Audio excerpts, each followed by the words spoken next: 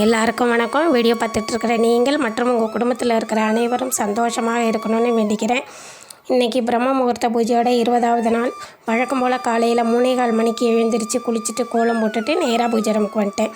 சாமி படம் எல்லாத்துக்கும் பூவெல்லாம் எடுத்து வச்சு அலங்காரம் பண்ணேன். இன்றைக்கி வெத்தலை தீபம் ஏற்றலாம் அப்படின்னு ஸ்பெஷலாக வெத்தலை வச்சு அதுக்கு மேலே அகில வச்சு வெத்தலை தீபம் ஏற்றுறதுக்கு ரெடி பண்ணிட்டேன். நிலவாசலுக்கு ரெடி பண்ணிட்டேன். துளசிக்கும் ரெடி பண்ணி பிரம்ம முகூர்த்த பூஜையை முடிச்சுட்டு கந்தசஷ்டி கவசம் படித்து ஒரு வழியாக பூஜை முடிச்சிட்டேன். இன்றைக்கி சங்கடகர சதுர்த்தி, விநாயகருக்கு உகந்த நாள். அதனால் விநாயகருக்கு அபிஷேகம் பண்ணலாம் அப்படின்ட்டு தனியாக ஒரு ஸ்டூலில் துணியை விரித்து அதில் பித்தளை தட்டில் ஸ்டார் வரைஞ்சி அதில் ஒரு பவுலை வச்சேன். அதுக்கு மேலே ஸ்டாண்டு வச்சு என்கிட்ட 3 பிள்ளையார் சிலை வச்சுருக்கேன். அதனால் 3 பிள்ளையார் சிலையும் எடுத்து வச்சுருக்கேன். 2 பக்கமும் விளக்கேற்றி வச்சுட்டேன். இன்றைக்கி சந்தனம், மஞ்சள், பால், தயிர், பன்னீர் இப்படி ஒரு 5 பொருளால் அபிஷேகம் பண்ணலான்ட்டு ரெடி பண்ணி வச்சுருக்கேன். ஃபஸ்ட்டு சந்தன அபிஷேகம் பண்ணேன். பொட்டு வச்சு பூ வச்சு தீபாராதனை காட்டி முடிச்சுட்டு சுத்தமான தண்ணீரில் கழுவுனேன். இதே மாதிரி ஒவ்வொரு அபிஷேகமும் வரிசையாக பண்ணேன். விநாயகர் பற்றி ஒரு குட்டி கதை. விநாயகர் தன்னோட தம்பி முருகன் மற்றும் அவருடைய நண்பர்கள் எல்லாம் சேர்ந்து தேவலோகத்தில் விளையாண்டுக்கிட்டு இருக்காங்க.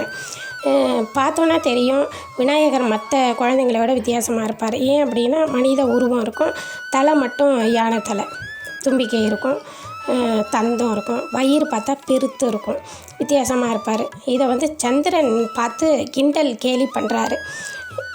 விநாயகர் முற்றும் அறிந்தவர் அல்லவா, அவர் இதை பார்த்துட்டே இருக்கார். கேலி கிண்டல் செய்கிறவங்களுக்கு ஒரு பாடம் புகட்டும் அப்படின்னு சொல்லி, உன்னுடைய ஒளி மங்கட்டும் அப்படின்னு சொல்லி சாபம் கொடுத்துட்றாரு. உடனே அவர் இந்த சாப விமோச்சனம் வரை எங்கெங்கேயோ அலையிறாரு, முடியல. அப்புறம் விநாயகரை நோக்கி தவம் இருந்து அதிலேருந்து வெளியே வர்றாரு. இதுலேருந்து என்ன தெரியுது அப்படின்னா, யாரையும் உருவத்தை வச்சு கேலி கிண்டல் செய்யக்கூடாது. இன்றைக்கி சங்கடகர சதுர்த்தி அன்னைக்கு விநாயகர் அகவல் படித்தா ரொம்ப ரொம்ப நல்லது. அதாவது ஔவையார் தான் எழுதினது. ஔவையார் வழியாக விநாயகரை நம்ம வேண்டணும்.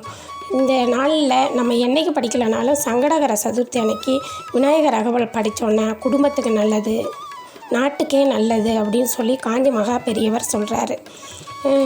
அதுக்கப்புறம் சந்தன அபிஷேகம் முடித்தேன். அப்புறம் மஞ்சள் அபிஷேகம், பால் அபிஷேகம், அப்புறம் தயிர் அபிஷேகம், கடைசியாக பன்னீரால் அபிஷேகம் பண்ணேன். பொட்டு வச்சேன். பூவெல்லாம் எடுத்து வச்சு தீபாராதனை காட்டி அபிஷேகத்தை நல்லபடியாக முடித்தேன். அலங்காரம் பண்ணிவிட்டு கேசரி நெய்வேத்தியம் பண்ணுறதுக்கு நான் பூஜை ஆரம்பிக்கிறதுக்கு முன்னாடியே போய் கேசரி ரெடி பண்ணி நெய்வேத்தியம் வச்சு படைச்சி தீபாராதனை காட்டி முடித்தேன். உடனே சரி இந்த வேலையை முடிச்சுட்டு நேராக கிச்சனுக்கு போய் சமைச்சி ரெடி பண்ணி நெய்வேத்தியம் பண்ணி வச்சு படைக்கலாம் அப்படின்னு சொல்லிவிட்டு நேராக கிச்சனுக்கு போயிட்டேன். சாதம் வச்சு சாம்பார், ரசம், வெண்டைக்காய் பொரியல், புடலங்காய் கூட்டு, வடை இப்படி எல்லாமே செஞ்சு எல்லாம் எடுத்து வச்சு விநாயகருக்கு நெய்வேத்தியமாக வச்சு படைச்சி திரும்ப தீபாராதனை காட்டி முடித்தேங்க. ரொம்ப மனசுக்கு நிம்மதியாக இருந்துச்சு.